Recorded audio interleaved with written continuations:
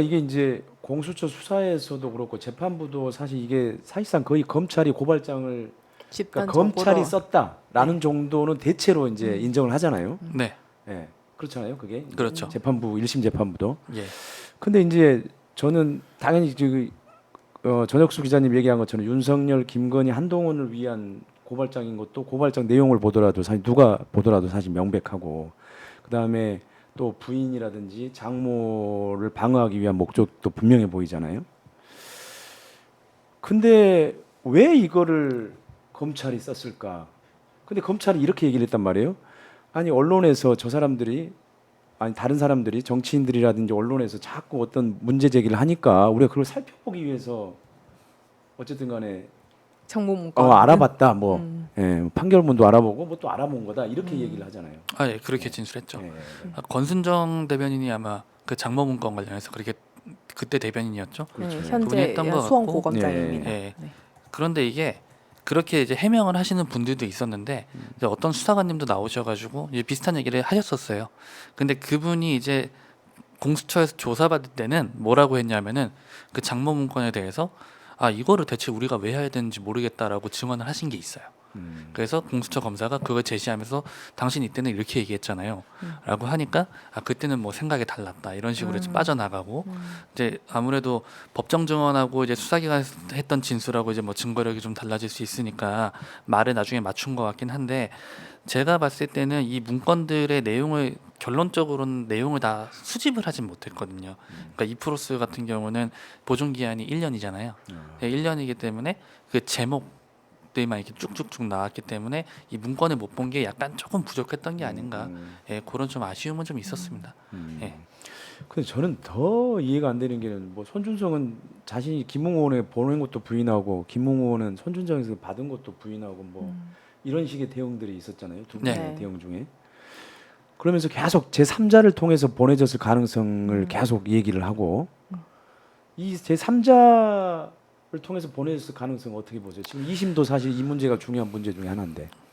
이게 이제 저 같은 경우는 이제 뭐 아시겠지만 보이스피싱 사건 법리 같은 거 보면은 예를 들면은 뭐 위에 뭐 헤드가 있고 이 사람을 통해서 이제 다른 사람이 거쳐갖고 저한테 오고 제가 또 다른 사람을 시켜서 또 다른 사람이 돈을 걷었어요. 근데 저랑 맨 돈 걷은 사람만 걸렸어요.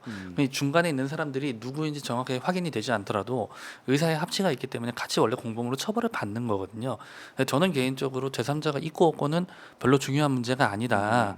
그리고 실제로 1심 판결에서도 이게 마치 이제 언론들 보면은 직접 간 것을 인정했다라고만 나오는데 직접 갔을 가능성이 가장 높고 3자가 있을 확률이 희박하다라는 게 그러니까요. 판결이고 네. 3자가 있다고 하더라도 도관에 불과하다. 음. 네, 이거는 어차피 다 공범이다. 의사가 합치된 사람이다라는 취지로 판결을 했거든요. 저는 이 3자 갖고 논의하는 게 사실 좀 이게 의미가 있나? 저는 그런 생각을 사실 좀 갖고 있습니다. 저는 조금 다른 부분들은 이제 저는 조금 더 나가죠. 네. 저는 조금 더 적극적인 의견 개진을 한다면 지금 이제 그 손준성 피고인이 자신이 무죄를 주장하기 위해서는 자신의 발송은 부정을 할 수가 없는 거예요. 최초 발송이 손준성인 건 그렇죠, 확정이 그렇죠. 됐습니다. 예, 그래서 본인들도 이제 부인을 할 수 없었고요. 그리고 이제 그러다 보니 이 최초의 발송의 대상이 누구냐 이것은 적법했다라는 거예요. 그래서 이제 이 적법했던 이 전달의 내용들은 이제 업무상, 직무상의 이 전달이 적법한 대상이었다라고 이제 그걸 암시하는 듯한 제3자를 계속 이제 얘기를 하는데 제가 봤을 때는 유일하게 제3자가 있을 가능성이 딱 한 경우 말고는 없습니다. 어떤 윤석열. 음. 윤석열이 받고 윤석열이 전달했고 혹은 윤석열이 받고 윤석열의 지시로 손준성이 김은혜에게 전달하거나 이렇게 이제 뭐 두 가지 경우밖에 없을 텐데요.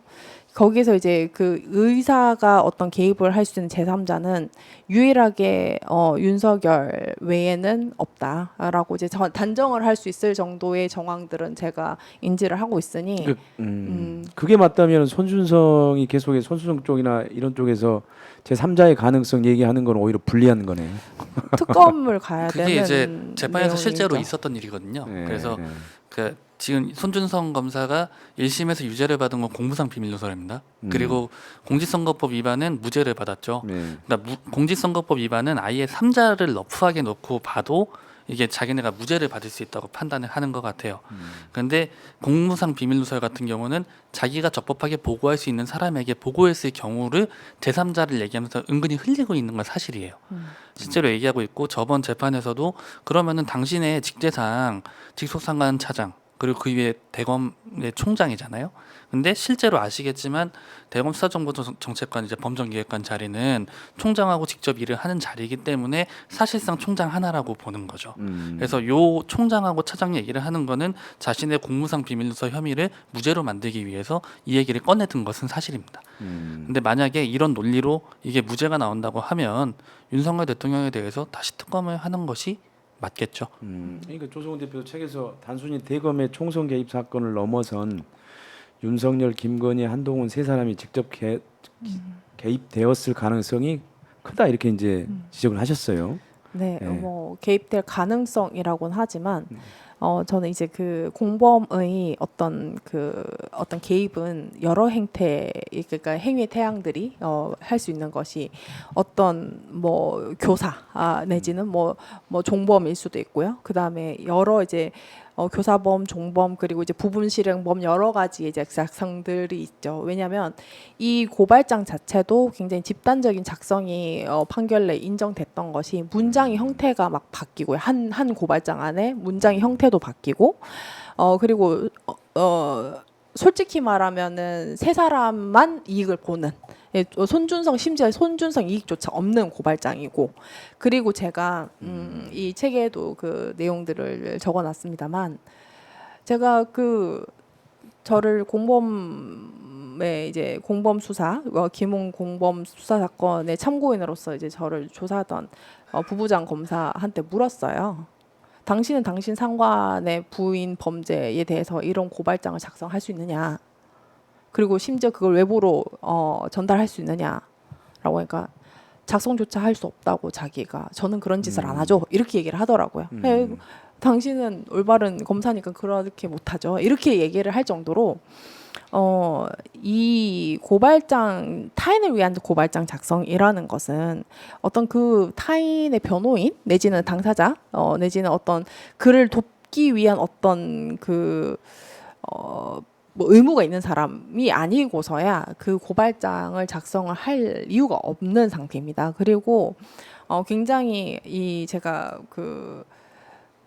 당시 대검찰청 한동수 부장님께 처음 얘기를 드렸던 것이 이 사건은 굉장히 기괴하다라고 표현을 했던 것이 당시 윤석열 검찰총장은 문재인 정부의 검찰총장이었습니다. 그렇죠. 예. 네, 그러면 아무리 조국 뭐 전 장관과 대립 구도에 있더라도 문재인 정부의 검찰총장을 위해서 야당이 그의 부인의 범죄를 가리려고 고발장을 접수를 한다? 이거는 있을 수가 없는 일이고 심지어 김건희 주가 조작 사건을 최초로 이제 한 거는 청문회 때 검찰총장 청문회 때 누구죠? 김진태 지사 장제원 등 예. 오히려 미래통합당 당시 소속이었던 그렇죠. 의원들이 그거를 막 공격하면서 이런 70년 역사상 이런 검사가 없었다고 했던 그 사람들이 소속된 그 정당에서 김건희 주가 조작 사건은 없는 사실이라고 접수를 할 그럴 일 자체가 없거든요. 그건 굉장한 모순이고 그럴 일은 발생하지 않고. 그러니까 제가 이 공익신고를 할 때 이랬어요. 이것을 작성한 사람은 정말로 정당 업무를 모르는 사람이다라고 이제 얘기를 했던 것이 당사자성도 굉장히 짙은 문서지만 어떤 문재인 대통령이나 여러 대통령들도 이제 스스로의 뭐 명예훼손이나 자신을 위한 고발을 할 때는 개인 변호사를 위해서 개인 변호사를 이제 수임을 해서 고발을 하지 문재인 대통령을 위해서 민주당이 고발하지는 않습니다. 심지어 근데 어떻게 문재인 정권의 검찰총장을 위해서 야당이 고발을 해줄 수 있냐? 이 구조 자체가 너무 기괴하기 때문에 이거는 윤석열, 김건희, 한동훈의 의지가 굉장히 진지하게 개입된 고발장일 수밖에 없다라고 그렇게 얘기했고 저는 그게 가장 실체적 진실에 부합하지 않을까 그런 판단을 합니다.